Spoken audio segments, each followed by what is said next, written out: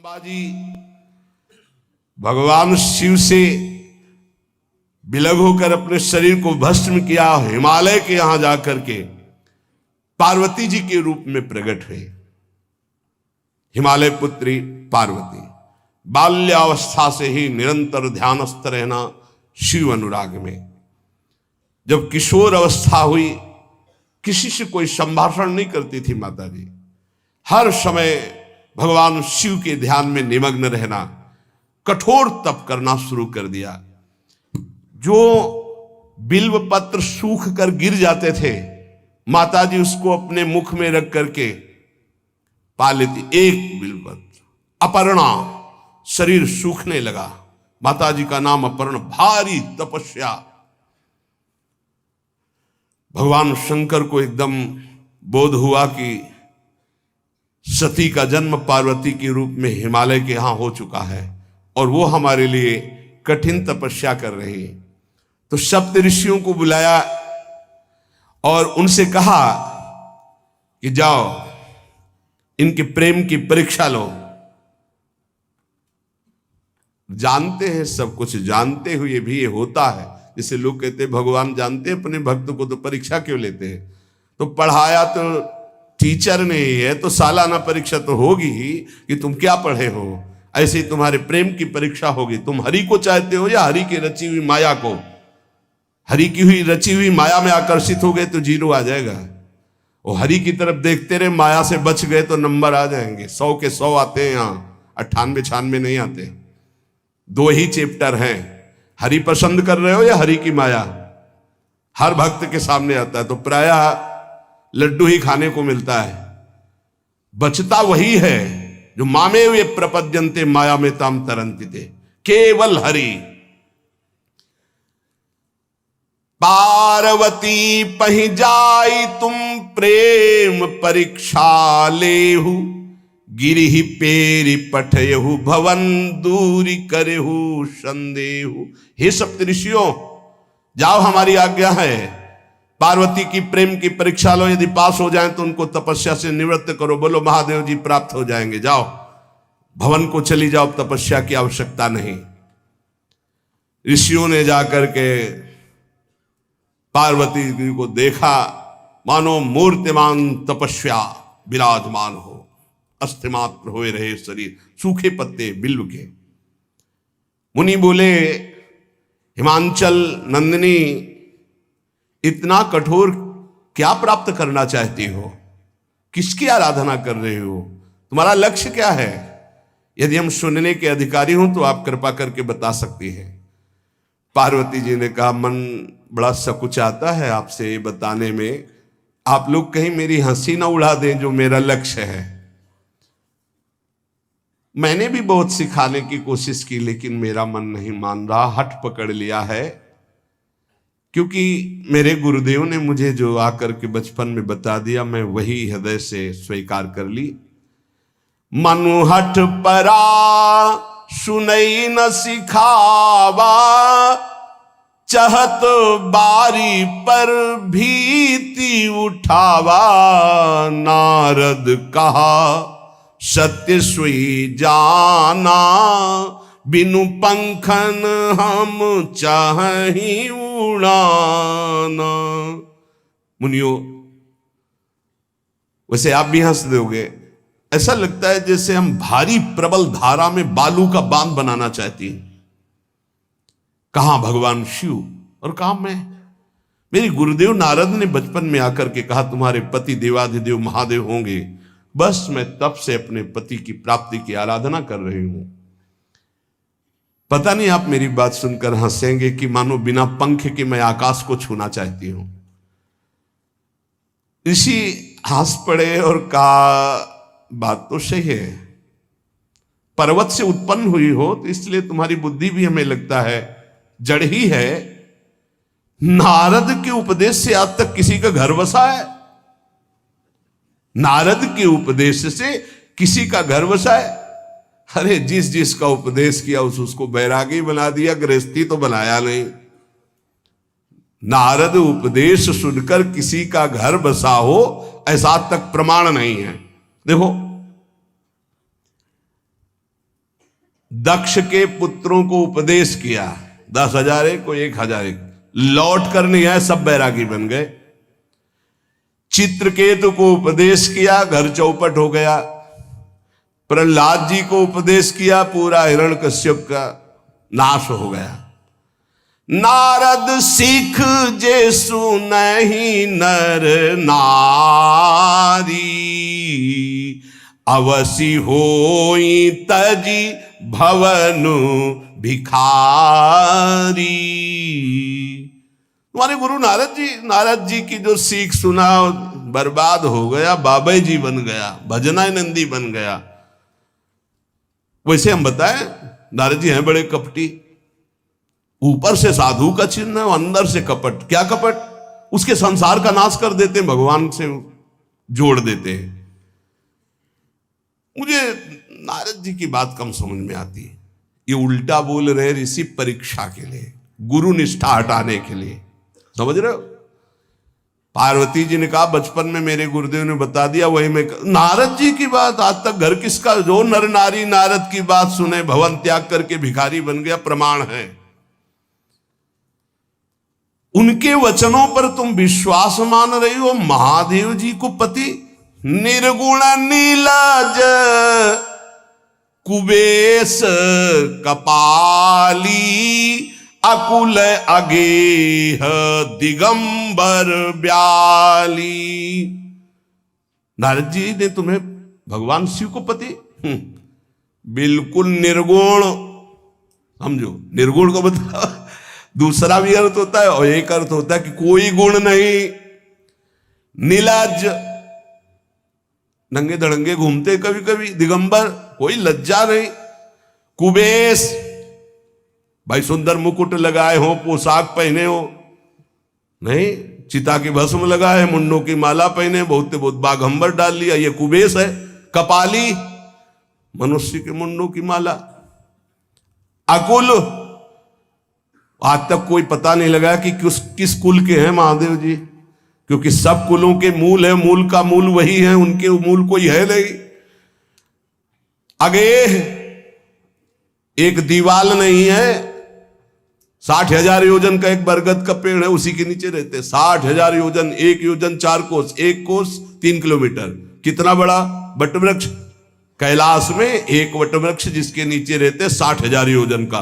6 ऋतुएं शोभा देती उसी वटवृक्ष के। और कोई घर तो है नहीं महादेव जी के। और आभूषण भूल मत करना, बड़े बड़े विषैले सांपों का आभूषण कोई सोना चांदी नहीं पहनते महादेव जी। हमें लगता है ऐसा दूल्हा के लिए ऐसा तप। नारद जी ने ठग लिया तुम्हें, पागल बना दिया तुम्हें। देवाधिदेव महादेव के सुनो, इन्हीं ने शिक्षा दी थी सती को। ऐसे बौरे पति मिले, आग में जाके शरीर भस्म करना पड़ा। इसलिए हम तुम्हें बता रहे हैं कि बहुत सुंदर दूल्हा हम देख के आए हैं। हम जान गए थे कि तुम तपस्या कर रही हो। हरि का नाम सुना है? बैकुंठ में रहते हैं, बहुत सुंदर हरि है। यदि उनका आप वर्ण कर ले तो सुखी हो जाएंगे। बैकुंठ राजधानी, अब आभूषण उनके क्या कहना, पार्षद सही। ऐसे शिव जो चिता की राख लगाते हैं, सांपों की माला पहनते हैं, मुंडों की माला, सांप का जनेऊ, बाघंबर, हमें तो पसंद नहीं आए। और हमारी बात मान लो, ऐसे के पास स्त्रियां टिक नहीं सकती जिनके घर नहीं, आभूषण नहीं, धन नहीं, कोई भोग सामग्री नहीं, उदासीन, उनको किसी से मतलब नहीं। तो सुनो, हमारा विचार स्वीकार कर लो। अति सुंदर सुचि सुखद सुशीला, गावहि वेद जासु जस लीला। असबर तुम्हि मिलावब आनी। बहुत सुंदर त्रिभुवनपति, बड़े सुशील गुणवान, जिनका यश वेद गाते गाते अघाते नहीं है, कोई दोष नहीं, सद्गुणों के समुद्र, लक्ष्मीपति वैकुंठाधिपति, तुम्हें कुछ नहीं करना। हां बोलो, वो आएंगे, गरुड़ पे बैठाल के ले जाएंगे, तपस्या करने की जरूरत नहीं। पार्वती जी बहुत हंसी, सुनति विहसी कहा वचन भगवान। अच्छा अच्छा अच्छा, आपने ठीक कहा कि पर्वत से हमारा प्रादुर्भाव हुआ है, इसलिए आपको यह भी पता होगा कि पर्वत बहुत हठीला होता है, जहां डटा है वहीं डटा रह सकता है। सुनो, पर्वत से सोना भी उत्पन्न होता है, जो आग में जलाने पर भी अपना तेज बढ़ाता है, घटाता नहीं। तुम मेरे गुरुदेव के प्रति ऐसा बोले कि वो जिसको उपदेश करते हुए उसका घर उजड़ जाता है, तो बसो भवन उजरो नहीं डरो, पर नारद बचन न मैं परिहरऊं। अपने गुरुदेव के एक भी शब्द को मैं नहीं काट सकती, चाहे मेरा जीवन रहे या ना रहे। बसन हमारा और हमारा भवन, हमारा श्रृंगार, हमारा सर्वस्व, ये मिले या ना मिले, पर हमारे महादेव जी मुझे मिले। तुम आभूषणों की, वसन भूषण की बात कर रहे हो, ग्रह की बात कर रहे हो, पद की बात कर रहे हो। गुरु के बचन प्रतीति न जेहि, सपने हूं सुगम ना सुख सिद्धि तेहि। एक बात तुम्हें बता दूं सप्तऋषियों, जिसे अपने गुरुदेव के वचनों पर विश्वास नहीं, गुरुदेव का भरोसा नहीं, उसे कभी कोई सुख और सिद्धि कदा प्राप्त ही नहीं हो सकती। महादेव ओ गुण भवन विष्णु सकल गुण धाम, जय कर मनोरम जाहि संते ही सन काम। आपने बताया कि महादेव में कोई गुण नहीं है और विष्णु समस्त सद्गुणों के धाम है, मैं मानती हूं, लेकिन मेरा मन महादेव जी से रम गया है। अब तो केवल महादेव जी, पहले मिलते हो सलाह करते तो तुम्हारी बात सुनती, अब तो गुरुदेव नारद जी ने जो उपदेश किया वही मैं करूंगी। अब मैं जन्म संभुहित हारा, को गुण दूषण करे विचारा। ये इष्ट निष्ठा होनी चाहिए। अब तो हमारा जन्म आराध्य देव के लिए, अब कौन गुण दोष का चिंतन करे। जन्म कोटि लग रगर हमारी, बरऊं शंभुनता रहूं कुमारी। करोड़ जन्म लूंगी, अगर इस जन्म में महादेव जी ने मिले तो करोड़ जन्म लूंगी, हर जन्म तप करूंगी, पर हमारे प्रीतम होंगे महादेव, पति होंगे महादेव। तजऊ न नारद कर उपदेशु, आपु कहीं सत बार महेशु। हजार बार आकर के, सैकड़ों बार आकर महादेव जी भी कहें कि अपने गुरुदेव के वचन छोड़ दो, तो मैं अपने गुरुदेव के वचनों का त्याग करने वाली नहीं। आप जा सकते हैं, बहुत जगत में कुंवारी कन्याएं और कुंवारे वर हैं, उनका ब्याह करा दीजिए। मेरी तो केवल एक ही बात रहेगी, हर जन्म महादेव जी के लिए। समस्त सप्तऋषियों ने साष्टांग दंडवत की और कहा, जगदम्बा आप नित्य शिव की अर्धांगिनी, भगवान शिव ने ही मुझे भेजा था आपकी परीक्षा के लिए। जाओ, भगवान शिव सब जान रहे हैं, ब्याह पक्का, अब आपको तप करने की जरूरत नहीं है। तुम माया भगवान शिव, सकल जगत पितुमात, नाई चरण सिर मुनि चले, पुनि पुनि हर्षत गात। प्रणाम करके सप्तऋषि गए हिमांचल से, कहा सादर अपनी कन्या को लिवा लाओ और ब्याह की तैयारियां शुरू करो। महादेव जी ब्याह के लिए पहले से ही राजी हैं और समस्त देवता ब्रह्मा जी आदि उनके पास जा रहे हैं प्रार्थना करने के लिए। इधर जब पार्वती जी को लेकर हिमालय अपने घर पे आते हैं, तब भगवान विष्णु, समस्त देवता, ब्रह्मा जी कैलाश पहुंचे, जहां भगवान शिव विराजमान थे। सबने स्तवन किया और कहा, प्रभु बहुत दिन से एक लालसा है, सकल सुरन के हृदय शंकर परम उछाहु, निज नैनन देखा चाहई नाथ तुम्हार विवाह। भगवान विष्णु, ब्रह्मा जी, समस्त देवताओं ने कहा, प्रभु हम सबके मन में एक उत्साह है, आप दूल्हा हो, हम सब बराती हो, आपका विवाह देखना चाहते हैं। प्रभु ये उत्सव देख ले तो हमारा जीवन सार्थक हो गया, आप हां बोलो। कामदेव के मद को चूर करने वाले आपको दूल्हा रूप में देखना चाहते हैं हम सब। स्वामी का स्वभाव होता है सेवक को सुख देना।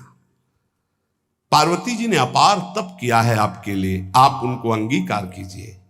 भगवान विष्णु ब्रह्मा जी की प्रार्थना सुन करके भगवान शिव जी ने कहा, तथास्तु, ठीक है, ब्याह पक्का। देवताओं ने नगाड़े बजाए, फूलों की वर्षा होने लगी, देवाधिदेव महादेव की जय के नारे कैलाश में गूंजने लगे। सप्तऋषि भगवान शिव के पास आए, कहा, प्रभु बड़ी अनन्य है पार्वती जी आपकी, अखंड प्रेम है। हमने बड़ा छल करके उपदेश किया, लेकिन उन्होंने कहा कि मैं नारद जी का उपदेश नहीं त्याग सकती, करोड़ों जन्म लूंगी और हर जन्म महादेव जी के लिए। भगवान शिव जी की आंतरिक वृत्ति जो पार्वती जी की प्रीति की है उसे कोई नहीं जानता। बहुत विरह में रहे, ऐसा न समझे कि देवाधिदेव महादेव जी परम उदासीन है, नहीं। सती जी के वियोग में बड़ी विचित्र दशा महादेव जी की हुई थी। सप्तऋषि फिर गए पार्वती जी के पास और कहा, भी बीच में घटना घट गई, कामदेव गया था महादेव जी की समाधि को भंग किया, तो महादेव जी ने कामदेव को भस्म कर दिया, तो अब ब्याह का मतलब क्या रह गया। भवानी ने कहा, तो तुम क्या अभी तक भगवान शिव को कामयुक्त देखते थे क्या? क्या तुम समझते हो तुम्हारे जान काम अब जा रहा? अरे अब लग शंभु रहे सभी कारा। तुम्हारी नजर में अभी तक भगवान भिखारी थे और अब काम को भस्म किया है। अरे हमने भगवान शिव की आराधना की, हमरे जानी सदा शिव जोगी, अज अनवद्य अकाम अभोगी। मैंने तो शिव को सदा ही योग संपन्न ब्रह्मबोध देखा है। वचन और कर्म से, मन से मैंने यदि भगवान शिव को अपना स्वामी माना है, योगी, अजन्मा, अनिंद्य, काम रहित, भोगहीन, तो निश्चित मुझे प्राप्त होंगे। भगवान शिव के पास फिर सप्तऋषि गए, बोले, प्रभु गजब की निष्ठा है, केवल आपके प्रति प्रेम है। ब्रह्मा जी ने लगन रची, सप्तऋषियों को बुलाया और कहा, ब्याह दोनों तरफ, ये लड़की पक्ष की लगन, ये वर पक्ष की लगन। ब्याह तय हो गया। दिन नक्षत्र घड़ी, नगाड़े बजने लगे, देवताओं के लिए सुमन वृष्टि हुई।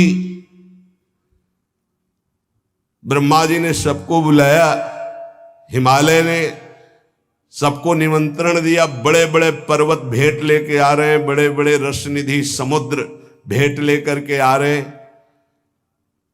वहां भोजन पान के लिए हिमालय के पास कोई कमी थोड़ी थी, रस की नदियां बह रही थी। विविध प्रकार के रस, विविध प्रकार के फल, विविध प्रकार के भोग वहां सब व्यवस्थित किए जा रहे हैं। ब्रह्मा जी ने कहा, देखो सबसे पहले नारायण की समाज रहेगी, दूल्हे की नहीं रहेगी, नहीं तो गाली ही पड़ेगी। हिमालय के यहां प्रवेश पाने के लिए बरातियों में सबसे पहले नारायण, फिर देवराज इंद्र का परिकर, वायु देवता, अग्नि देवता, सबसे पीछे दूल्हा की बारात। बात तय हो गई। ऐसे ऐसे सब लगे संवारन सकल सुर, वाहन विविध विमान, हो ही सगुन मंगल सुबद, करहीं अप्सरा गान। सब अपने अपने वैभव संपन्न सब तैयार हो रहे हैं। बोले महाराज दूल्हे को तैयार किया जाए। शिव ही शंभुगन करहीं सिंगारा,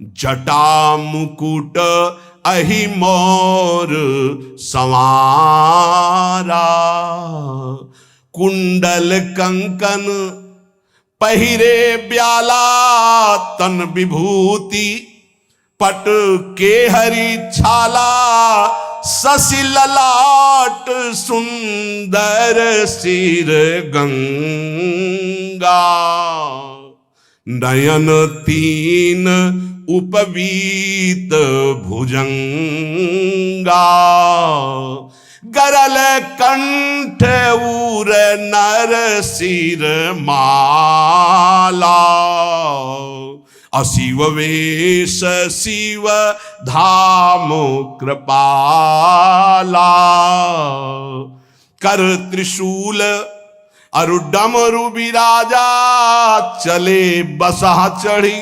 बाजही बाजा, देखी शिवहि सुरत्रिय मुस्काही, बरलायक दुल्हनी जग नाही। दूल्हे की तैयारी हो रही भाई। चिता की भस्म, चिता की भस्म, जैसे पाउडर ले गए पहले चिता की भस्म लगाई गई, अब जटाएं बांधी गई। जटा ऐसे त्रिभुवन का विनाश जब करना होता, जटा खोलकर जब तांडव करते तो कोई नहीं बचता। जटा कटा संभ्रमम भ्रमण निलंप निर्झरी, बिलोलवी चिवल्लरी विराजमान मूर्धनि, धगत धगत धगत जो ललाट पट्ट पावके। तीसरा नेत्र मानव विश्व का विनाश करने के लिए उसे पटबंद किए हुए विशाल जटाएं। जटा का तो मुकुट सवारा गया, अब जटा बंध है का ऐसे सांप, ये मुकुट सांप, और कुंडल करिया और भूरी भी थी। हाँ सोने चांदी के लिए डंक मार दे तो बेहोश हो जाओ ऐसे। पहिरे ब्याला, बाजूबंद छोटे फण वाले, है कोई पनिहा कोई दुमहा ऐसे, और ऐसे जनेऊ वासुकी नाग, गले के माला भगवान का विभूत, ऐसा स्वरूप है, और शेर की छाल नीचे, शशि ललाट, द्वितीया का चंद्र, शशि ललाट, ये मुकुट द्वितीय का चंद्रमा, सुंदर सिर गंगा, भगवती गंगा, फव्वारे ले उठते जटा के बीच से गंगा जी। नयन तीन, माथे वाला बंद है, दो खुले हैं। उपवीत भुजंगा, जनेऊ वासुकी नाग, गरल कंठ, नीलकंठ विष यहां रोके हुए, और मुंडों की माला, हाथ में त्रिशूल, डमरू बंधा हुआ, नंदकेश्वर पे सवार। बोले ऐसे दूल्हा के लिए दुल्हन तो त्रिभुवन में नहीं मिलेगी, ऐसा दुल्हन का मिलेगी। अच्छा दूल्हा सज गया, ब्रह्मा जी ने देखा, बोले महाराज आगे आपकी सवारी। नारायण भगवान उनके चतुर्भुज पार्षद, शोभा सुगंध सौरभ, आगे गरुड़ पे सवार, पीछे हंस पे सवार ब्रह्मा जी अपना परिकर, देवराज इंद्र, भगवान विष्णु जी दूल्हे की तरफ देखे, बोले महाराज विष्णु कहा अस बिहस तब बोल, सकल दिशराज बिलग बिलग होई, चलो सब निज निज सहित समाज। कोई भी दूल्हे के पास मत फटको, पीछे रहने दो, सब अलग अलग समाज चलो, नहीं पानी नहीं मिलेगा हिमालय के अगर आगे ये हुई तो। अब तो वर अनुहारी बरात न भाई, हंसी करहियो पर पुर जाई। नारायण ने कहा कि दूल्हा के अनुरूप ही हम सब बराती नहीं भैया, दूल्हा सबसे पीछे, सब बराती क्रम से पहले हम, फिर ब्रह्मा जी, फिर देवराज इंद्र, से सब। भगवान शिव ने कहा तुम अपने पार्षद सब लिए हो, तो हम बुलाते हैं। श्रृंगी निकाली, जे ही बजाया तो भगवान शिव के पार्षद आ गए। शिव अनुशासन सुनि सब आए, प्रभुपद जलज शीस तिन, जय हो महाराज की आज्ञा करो। अरे बोले विवाह हमारा बहुत दिलों से आओ। घुचप्पा जैसे देखो ना, अगिया बैताल। हाँ अब कैसे शिव के बराती हैं, जरा ये आगे पार्टी तो निकल गई बंदनी। ये जो भगवान शिव ने बुलाया बरातियों को, अपने साथियों को मुखहीन विपुल मुख काहू, बिनु पद कर को बहुपद बाहू, विपुल नयन को नयन विहीना, रिष्ट पुष्ट को अति तन खीना। किसी के एक को मुख नहीं, केवल मांसई का पिंड है, और किसी के पूरे शरीर में मुख ही मुख है। किसी के एक भी हाथ पैर नहीं है, लुढ़कता चल रहा है, और किसी के बहुत से हाथ पैर हैं। किसी के नेत्र नहीं है, किसी के बहुत नेत्र हैं। बड़ा विचित्र। किसी के हड्डी हड्डी है तो कोई बहुत मोटा है, कोई बहुत पतला है। तनखीन को अति पीन, पावन को अपावन, गति धरे भूषण कराल, कपाल कर सब सद्य सोनित तन भरे। खरस्वान सुअर सुकाल, मुख गण भेष अगणित को गने, बहुजिनस प्रेत पिशाच जोगी, जमात बरनत नहीं बने। पिशाचिनी खून लपेटे नाच रहे, भगवान शिव का विवाह। और भूत और किसी के सुअर के मुंह, किसी के कुत्ता के मुंह, किसी के गधा के मुंह। बड़ा विचित्र भेष भगवान के शिव के पास। नाचहि गावे गीत, कौन अप्सरा गंधर्व नहीं, परम तरंगी भूत हो, ऐसे बच रहा है। ये गान हो रहा, हड्डी हड्डी है भूत की, भगवान शिव के सामने नाच रहा गाना। कैसा शोभा होगी। खून लपेटे पिशाचिनी, अगिया बैताल, रोड लाइट, अगिया बैताल, भगवान शिव की बारात। भूत प्रेत बड़े मौजियल, स्वामी का विवाह हो रहा है, खूब छिड़क कर नाच रहे, देख ले तो मूर्छा आ जाए। अब बनी है बारात, तो जस दूल्हा तस बनी बराता। बाजा कौन बाज रहे हैं? कोई गाल बजा रहा है, कोई मुंह बजा रहा है, वो बैंड थोड़ी बज रहे। कोई चीख रहा है तो जैसे अलग अलग नहीं, तुरही बज रही, ये बज, वहां कोई बाजे नहीं, सब भूत है। भूत प्रेत पिशाचिनी ऐसे स्वर निकल रहे हैं। अब भगवान शिव चले नंदिके पर सवार होकर, जस दूल्हा तस बनी बराता। हिमालय बड़े उत्सव में है। देवाधिदेव महादेव जी की महिमा हिमालय की पत्नी से नारद जी ने सब सुना रखी है। अब तो जितने भी सुंदर सुंदर सब पदार्थ, सब व्यवस्थाएं, सब किए, हाथ जोड़े खड़े हैं।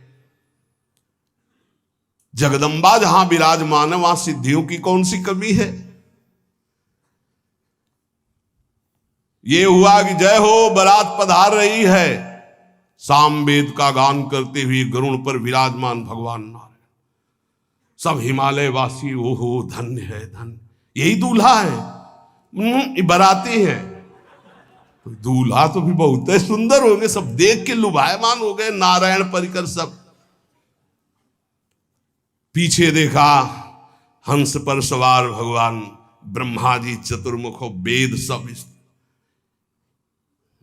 दूल्हा पीछे, गांव के नगर के लोग है ना, ये दूल्हा नहीं, सयाने लोग कहते हैं दूल्हा। दूल्हा तो ये तो ब्रह्मा जी है, ये दूल्हा नहीं, नहीं नहीं, ये दूल्हा नहीं, ये दूल्हे की बाराती है।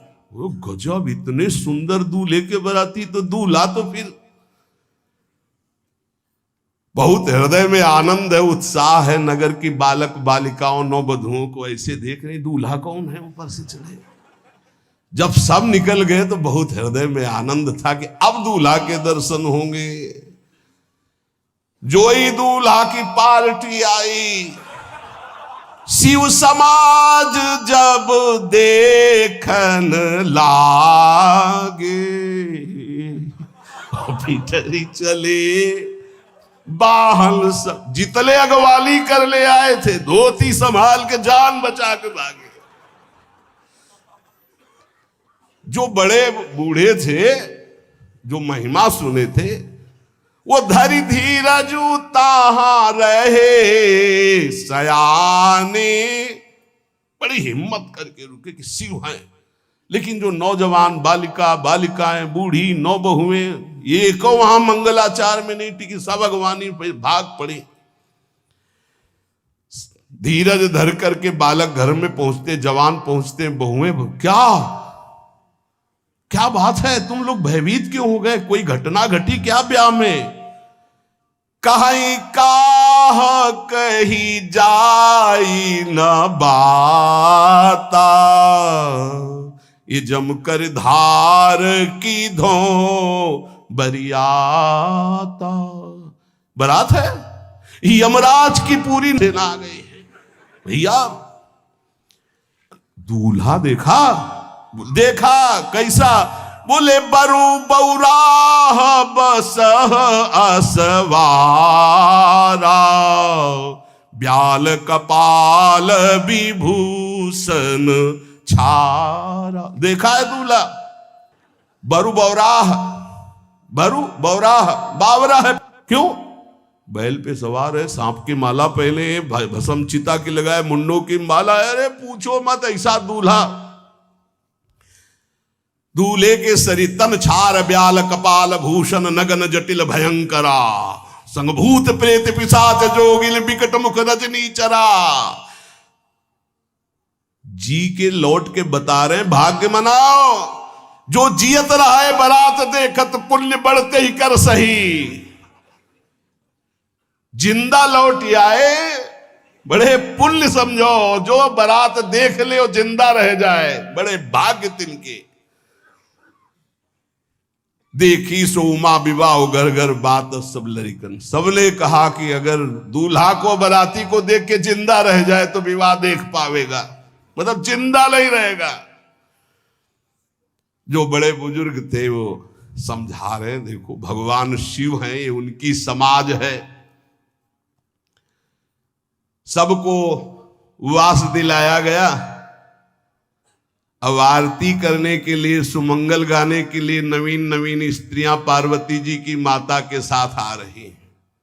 मैना सोने की थाल है, बड़ा आनंद है। दूल्हा का प्रथम दर्शन और आरती लेके जे ही देखा दूल्हा को, यही दूल्हा है। हां, भारी रोष पैदा हुआ कि नारद जी ने बर्बाद कर दिया हमारा घर। हमारी बिटिया सूखे पत्ते खा के इसके लिए भजन करती रही। मैना जी ने पीछे मुड़ के देखा, एक भी नहीं स्त्री थी, अकेले थाली लिए खड़ी थी। लौट के आई, उन्होंने कहा कि सब भाग क्यों पड़ी? बोले प्राण बचाए, ऐसे ऐसे करिया फुसकार रहे थे। कोई थाली पटक दी, आरती की गई। पार्वती जी को गोद में बैठाला और रोने लगी। बिटिया ऐसे के लिए भजन किए हो, ऐसे के लिए तपस्या किए हो? आंसू भर के कहा कि विधाता की बुद्धि मारी गई, जिसने तुम्हारी जैसी सुंदर कन्या, वो ऐसा बावरा दूल्हा, ये संयोग रचा है। बुद्धि खराब हो गई ब्रह्मा की।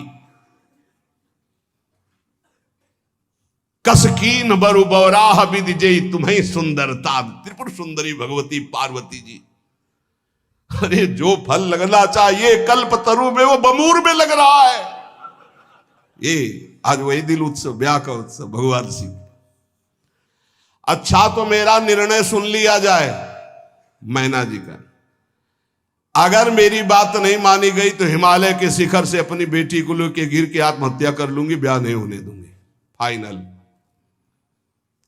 तुम सहित गिरते गिरो पावक जरो, आग में जल जाऊंगी अपनी बेटी को लेके, समुद्र में डूब जाऊंगी, लेकिन ऐसे बोरे बोरा जो ये बर है इसके साथ ब्याह नहीं होने दूंगी, पक्का। सब रोने लगी मैना जी का आदेश सुनकर।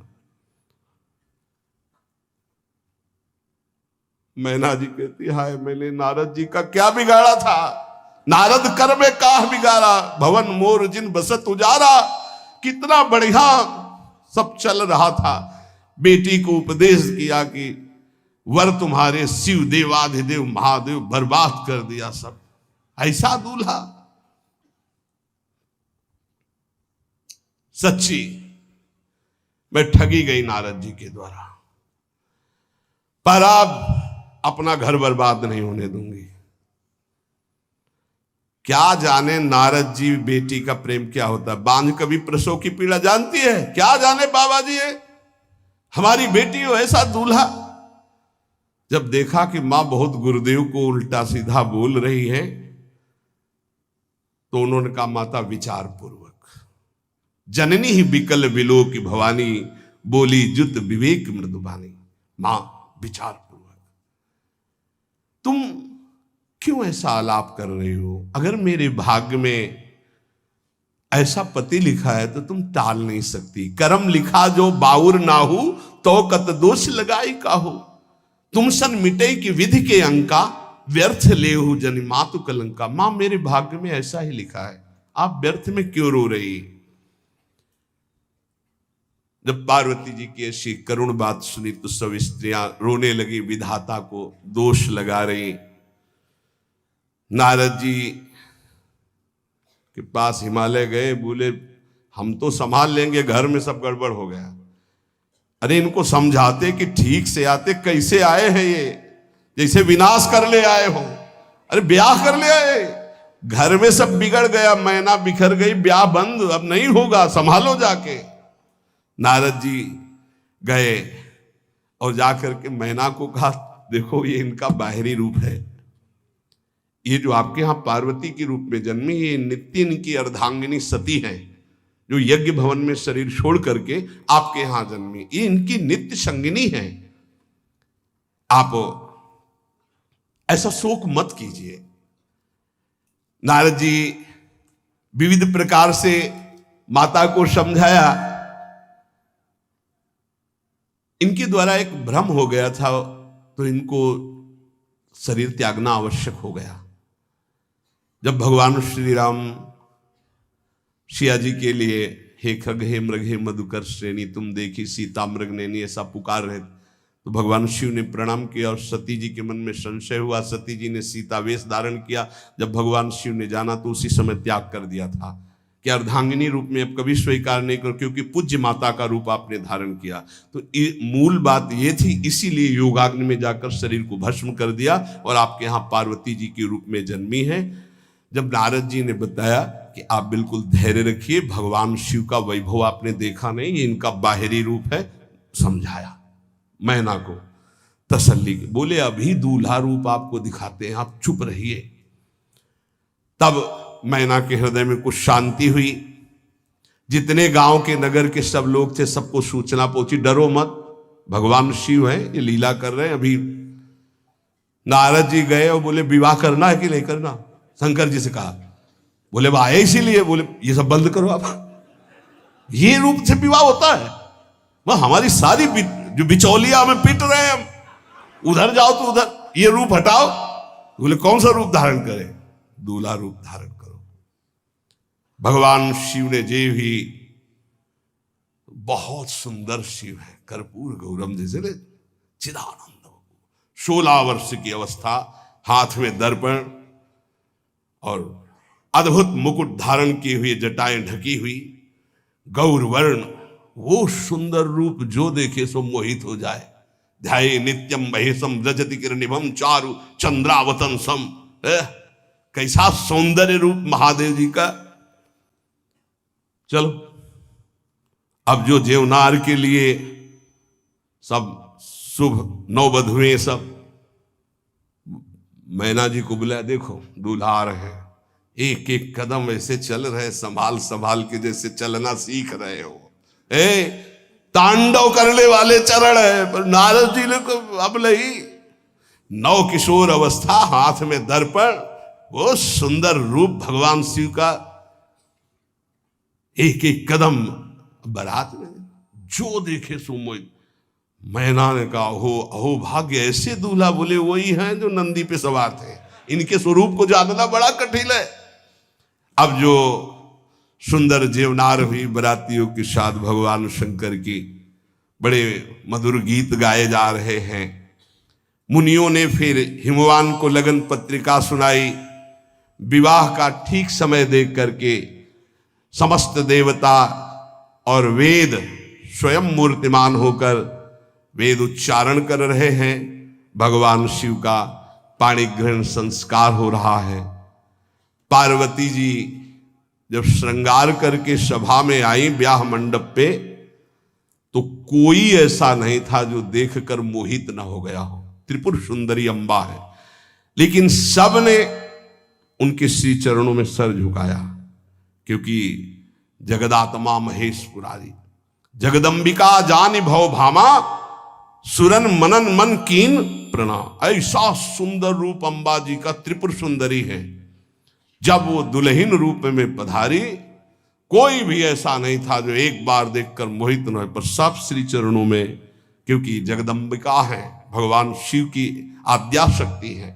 सुंदरता मर्जाद भवानी, जाय न कोटि बदन बखानी। करोड़ों मुखों से यदि वर्णन हो तो इस समय जो पार्वती जी का सुंदर रूप है, नव किशोरी और दुल्हन रूप, पार्श्व में बैठे अत्यंत सुकुमार, कपूर और चांदी की तरह गौर वर्ण, एकदम तेजोमय, विशाल नेत्र, स्वर्ण आदि के आभूषण, कहीं कोई एक बिच्छू सर्प कुछ नहीं, बिल्कुल नव किशोर राजकुमार स्वरूप भगवान शिव। पार्वती का मन रूपी भौरा शिव जी के रूप को देखकर लुभायमान हो रहा है। आज्ञा भई ब्याह प्रारंभ हो। आश्चर्य की बात, गणेश जी का पूजन सबसे शुरू हुआ। लियो, मुनि अनुशासन गणपति पूजे शंभु भवानी, गणानान्त्वा गणपति ग्वंघवामहे प्रियानान्त्वा प्रिय। लियो, बोले गणेश जी पार्वती जी के मतलब पुत्र का भावातल कि वो जो उट्टल लगा रही थी उसी से गणेश, ये आदि गणेश है, ये आद्य गणेश है। जैसे आदि ब्रह्म, जैसे आदि ब्रह्म स्वरूप ये गणेश है। भगवान शिव और पार्वती जी ने प्रथम गणपति पूजन किया। मुनि अनुशासन गणपति पूजे शंभु भवानी, कोसुनि संशय करे जनी। ये अनादि जी जान, कोई संशय मत करना कि वो पुत्र है जो पार्वती जी से प्रकट हुए। बोले नहीं, ये अनादि गणपति का पूजन हो रहा है, जो ब्रह्म गणपति है। जस विवाह कै विधि श्रुति गाई, महामुनिन सो सब करवाई। गही गिरीश कुश कन्या पानी, भवई समर्पी जानी भवानी। पाणी ग्रहण संस्कार किया, कन्यादान। ये बहुत बड़ा गृहस्थ धर्म में परम पावन है। देखो, जो हमारी पूर्व धर्म मर्यादा की संस्कृति कितनी पावन संस्कृति है, जिसको आज हम भूलते चले जा रहे हैं, मनमानी आचरण करते चले जा रहे हैं। इसलिए गृहस्थ भी सुख में नहीं रह गया है। गृहस्थ अगर धर्म के अनुसार हो तो उसको परम पद की प्राप्ति होती, परम मंगल होता है। बहुत ये जो हमारी धर्म मर्यादा है बहुत सुख देने वाली है, लेकिन इसका प्रतिदिन उल्लंघन ही होता जा रहा है। न माता से मतलब, न पिता से मतलब, मनमानी आचरणों से मतलब, जो मन जैसे आवे वैसे बहे, ये हमारी धर्म मर्यादा। देखो स्वयं भगवान कैसी मर्यादा है, पानी ग्रहण कर रहे, कुछ जल मंत्र, ब्रह्म ऋषि साक्षी, फिर पानी ग्रहण। पानी ग्रहण जब कीन महेशा, ये हर से तब सकल सुरेशा। वेद मंत्र मुनि बर उच्चरहि, जय जय जय शंकर सुर करहि। बाजहि बाजन विविध विधाना, सुमन वृष्टि नभ भय विधि नाना। जिस समय पाणी ग्रहण भगवान देवादिदेव महादेव रंबा पार्वती का हुआ, समस्त देवता मुनिगण वेद मंत्र उच्चारण करते हुए जय हो जय हो जय हो, विविध बाजे बज रहे, पुष्पों की वर्षा हो रही। हर गिरजा कर भयउ विबाहु, सकल भुवन भरी रहा उछाहु। भगवान शिव और पार्वती जी का विवाह संपन्न हुआ। बहुत कुछ श्री चरणों में भेंट रख करके हिमांचल ने प्रार्थना की, प्रभु आप तो कृपा के समुद्र हैं, अगर मेरी पुत्री से कभी कोई गलती हो जाए तो क्षमा करना। नाथ मामम प्रांशम ग्रह किंकरी करेहु, क्षमेउ सकल अपराध हुई प्रसन्न वरुदेव। हे शिव, आपसे एक ही प्रार्थना है, मेरी पुत्री अबोध है, कभी कोई गलती कर दे तो हे नाथ मैं क्षमा चाहता हूं, मेरी पुत्री से कभी आप रुष्ट मत होना। बहुत प्रकार से भगवान शिव ने उनको आशीष दिया, ढांढस बंधाया। फिर भगवान शिव और उमा आनंद पूर्वक कैलाश पधारे। चरित सिंधु गिरजा रमन, वेद न पावहि पारु। बरने तुलसी दास किमि, अतिमति मंद गंवार। कह रहे भगवान शिव की महिमा को तो वेद नहीं पार पा सकते। गोस्वामी तुलसीदास जी कह रहे मैं भला उस महिमा को कैसे गा सकता हूं, मैं तो गवार बुद्धि का हूं। भगवान शिव और माता पार्वती जी आज भी अब भी कैलाश में विराजमान है। हर गिरजा विहार नित नयऊ, यही विधि विपुल काल चले गए हो। भगवान शिव और पार्वती का जो मंगल में विवाह सुनेगा, भगवान के चरणों में प्रीति, समस्त पापों का नाश होकर हृदय की निर्मलता, हरिहर में प्रीति निश्चित प्राप्त होती है। क्योंकि ये परम वैष्णवाचार, परम बोध संपन्न जगत गुरु भगवान शिव की लीला हृदय के अहंकार को मिटाती है। ये अहंकार के अधिष्ठात्र देवता है भगवान शिव, और जब तक अहंकार रहता है तो हरि के चरणों में या प्रियाजू के चरणों में प्रीति नहीं होती। सुनहु राम कर सहज स्वभाव, जन अभिमान न राखे काहू। तो भगवान शिव जिस पर कृपा करते तो अहंकार का अपहरण कर लेते हैं और दैन्य भरी भक्ति हरि के चरणों में हो जाती है। इसीलिए भगवान श्री राम अपनी अयोध्या वासियों से हाथ जोड़कर कहा, और एक गुप्त मत सबई कहां कर जोरी, शंकर भजन बिना नर भगति न पावे मोरी। भगवान शिव और पार्वती का ब्याह संपन्न हुआ, आज भी कैलाश में नित्य विहार करते हुए विराजमान है। ऐसे उनके चरणों को प्रणाम करके अपने आराध्य देव के चरणों में प्रीति मांगते हैं। नमः पार्वती पतये हार हार हार महादेव। जय जय श्री राधे।